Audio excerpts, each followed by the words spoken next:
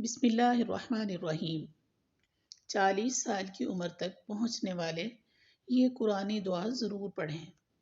اللہ سبحانہ و تعالی ارشاد فرماتے ہیں، اور ہم نے انسان کو اپنے والدین سے اچھا برتاؤ کرنے کا حکم دیا ہے۔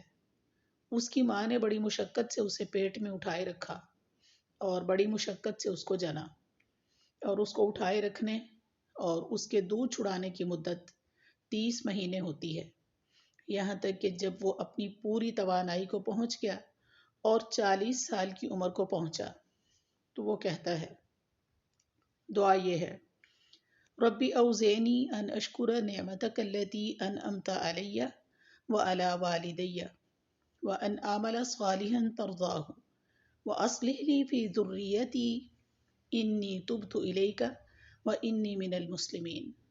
یا رب، مجھے توفیق دیجیے کہ میں آپ کی اس نعمت کا شکر ادا کروں جو آپ نے مجھے اور میرے ماں باپ کو عطا فرمائی، اور ایسے نیک عمل کروں جن سے آپ راضی ہو جائیں، اور میرے لیے میری اولاد کو بھی صلاحیت دے دیجیے۔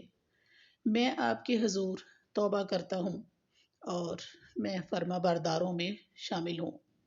سورۃ الاحقاف آیت نمبر 15 اور 16۔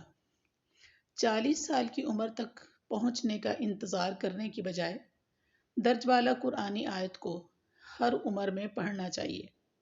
البتہ جو شخص 40 برس کی عمر تک پہنچ جائے تو اسے مزید اہتمام کے ساتھ اس طرح کی دعاؤں، توبہ کی تجدید اور رجوع الی اللہ کا اہتمام کرنا چاہیے۔